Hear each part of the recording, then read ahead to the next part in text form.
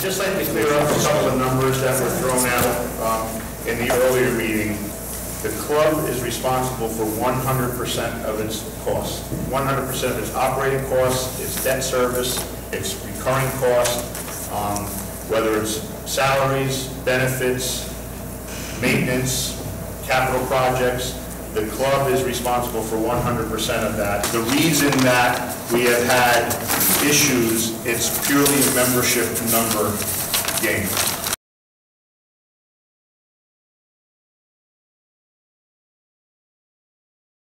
If we had the same membership numbers that we had in 08, we probably wouldn't be having any conversations at all or difficulties. So it is all about membership.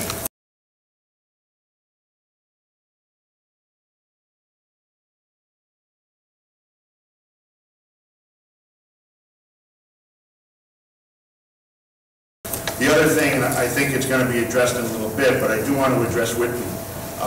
Whitby Castle, when Restaurant Associates was here, was a drain on the club because they didn't cover all of the costs that were associated with Whitby Castle.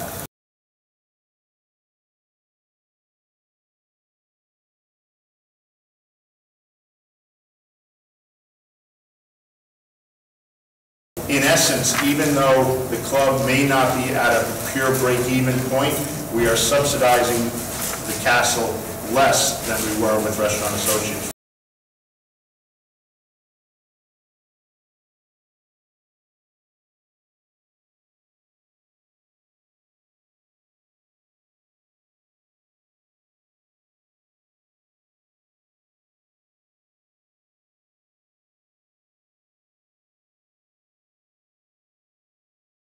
We are now probably made up about 150,000 compared to what Restaurant Associates.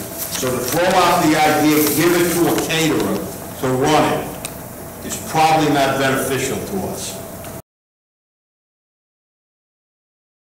On the budget itself, there's something called 25% of the expenses miscellaneous service charges.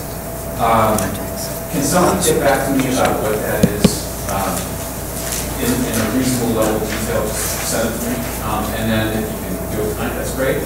And then the second question is just on Whitby, is there a way to break out what the cost center revenue, et cetera, was? It's actually miscellaneous service contracts. Yeah. So what that is, that includes exterminating services, cleaning services, the lifeguard contract, golf pro contract, linen service, HVAC and refrigeration,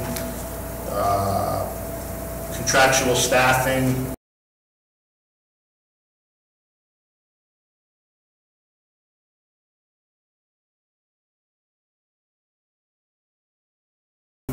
Temporary staffing, rentals, elevator contracts, food cleaning in the kitchen contracts, equipment rentals if we do any projects. There's a lot lumped into that number. Just a comment to Frank Adamari too. I understand what you're saying when you said you don't think it's a good idea for us to not run the concession. I know a lot of people in the town, and I know a lot of people in the golf course that play a lot of golf. You know, not a shy guy. That's not the consensus of the membership. And you know, you might have information we don't have, and I appreciate that, and that's communicating. You know, if we can get that information that makes you make that decision, but where I sit, I don't want to be in the restaurant business. I see it as a loss. Scott, do you have an estimate for the contractual labor that's in that number, the 1.685? I would estimate it probably about $1 million. And how on our staffing? No, all total. We have an unemployment insurance of $95,700 a year. Who are we paying that to, or who is that to insure? It's any of the seasonal help that works more than 26 weeks is eligible for unemployment. That's another reason that the contractual help is sometimes advantageous, because we don't pay that.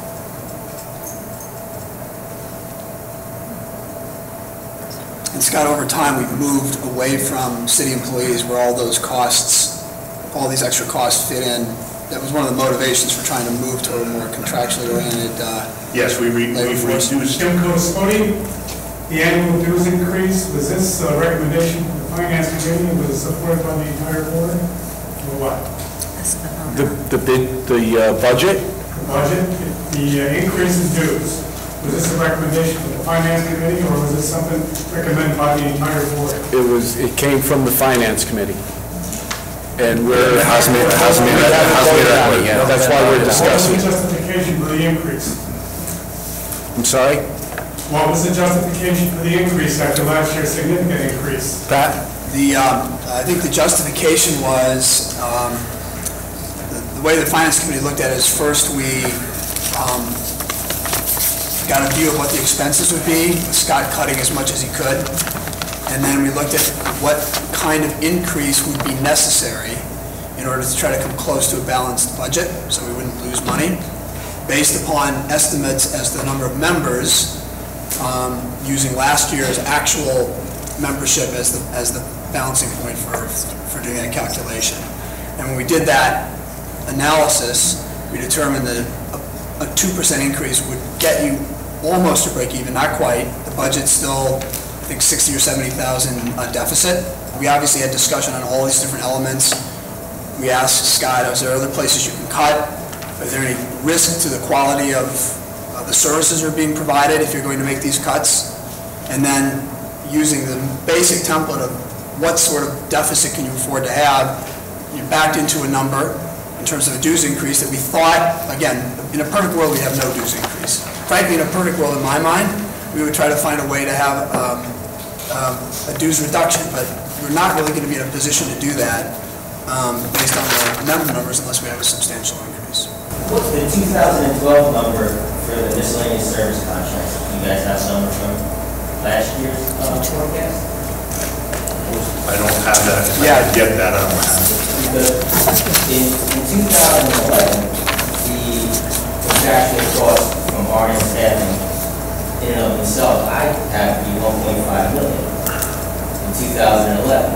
And then in the 6 months worth of invoices you gave yesterday, 2012, it's already at 700,000. That's only up to June 15th. So you said maybe you budget roughly for $1 million. It seems like we're going to come in well over $1 million again this year because the months I don't have yet are the most active months staffing-wise. And then my next question is, when we hire R&M, who does the scheduling? Is it R&M? Is it somebody right golf club? And who handles the overtime? Because I noticed a lot of overtime in these numbers, and I'm happy to get into it because labor costs, as you said, are your biggest cost. You wrote a 60-page dissertation online that I read, but it didn't talk about overtime. And in the last year and a half, my golf club has paid time and a half for over 10,000 hours.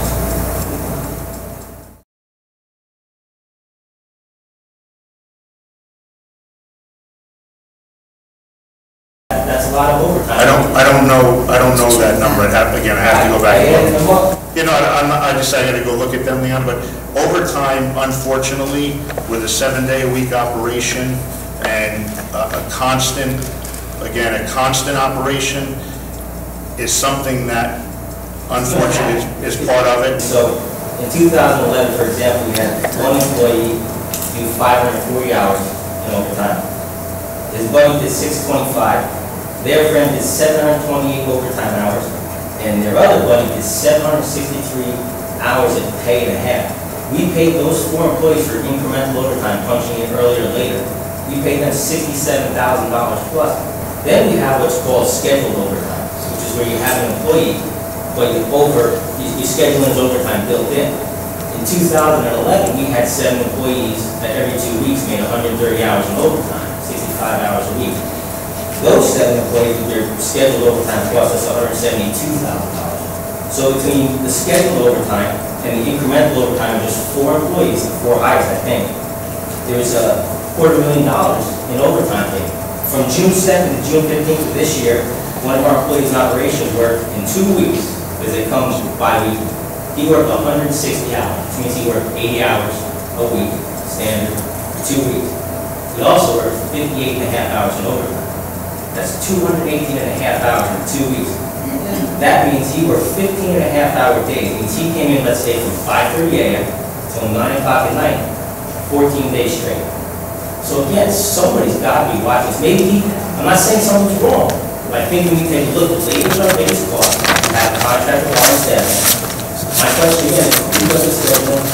Who watches the overtime? Because this year, in the first 6 months, we have 2,500 overtime hours we paid. And overtime gets higher in summer months, which I don't have yet. Last year, we paid 84,000 hours in overtime. The last year and a half, we paid 10,900 overtime hours. All of those might not be exactly best for the club, because how long we had RN staff. Well, they're just one. We have a few. I assume they're our biggest. Yeah, they're the biggest. We paid $2.2 million in the last year and a half. So how many years have we had them? Just curious. I think 4. 4 years of I think 4 or 5, 2008. yeah. And that company was started in 2007. So I don't know their expertise. And again, I don't know who's making the call. We make, the schedules are all done here. It's not done by them, you know, so like, for example, for the golf course, whoever is, if Mike Haggis is making the schedule for the golf course, he's making the schedule, or the snack bar here. So it's being made by, you know, by us. So what kind of cost controls, since your paper was all about labor cost controls, what kind of cost controls can we put into place? Because again, I'd like to look at the 10,000 overtime hours that I've seen just in the last 18 months and take a real mean. Again, like I said, 5:30 a.m. in the morning to 9 o'clock at night, 14 days straight. I want to give that employee a medal and like a vacation. But, you know, I think we need to look at our labor costs. Well, we just raised dues a little bit to make up the $60,000 gap.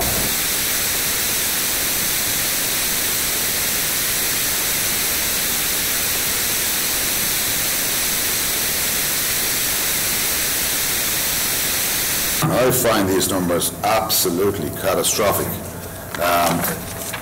He just gave me an invoice from 6/1/12 to 6/15/12, and we gave RM staffing $83,319 for 15 days work. Another bill here from 5/18/12, $65,000. How many people is that, though? 25 people. For 2 weeks work? For 2 weeks work? $68,000, $65,000, $63,000, $58,000. All this money out of, in this contingency fund is going to RM staffing. So, our last bill, 6/12, there was 413 hours of overtime. 226 hours of overtime the previous bill. 235 hours of overtime. 179 hours of overtime. 163 hours, I can go on. This is absolutely, these numbers are, they're not being, it's piss poor management, people. Well, we can cut the overtime out, just like I said. Yeah, we just need more people. Where are the checks and balances? You know, when this happens, you know, is it Scott's responsibility? Is it finance's responsibility to pick this up? Should you guys have known this when you're doing budgets and, you know, we're looking to make cuts? This was obviously a way to make, we could make cuts, maybe not. As we look further. I guess we're culpable for that, not having the overtime numbers, yes. And my second question, Scott, is, are our subcontractors bid? What's the process by which you hire RM or any other? We obtain, price sheets from them. So it's not a bidding process, they have fixed rates? Right. Certain dollar amount. No RFPs, anything like that? No, what we do an informal RFP, we'll call a bunch of different staffing agencies to give us their price sheets, and that's how we do that. How much do we have in reserve, for example? How much do we have reserved right now? Seasons can withstand. After the projects on 8-9, about 900,000 without this year's deficit. So the deficit will come out at 900,000. And that's been going backwards for a couple of years. The reason that we have had issues, it's purely a membership number game.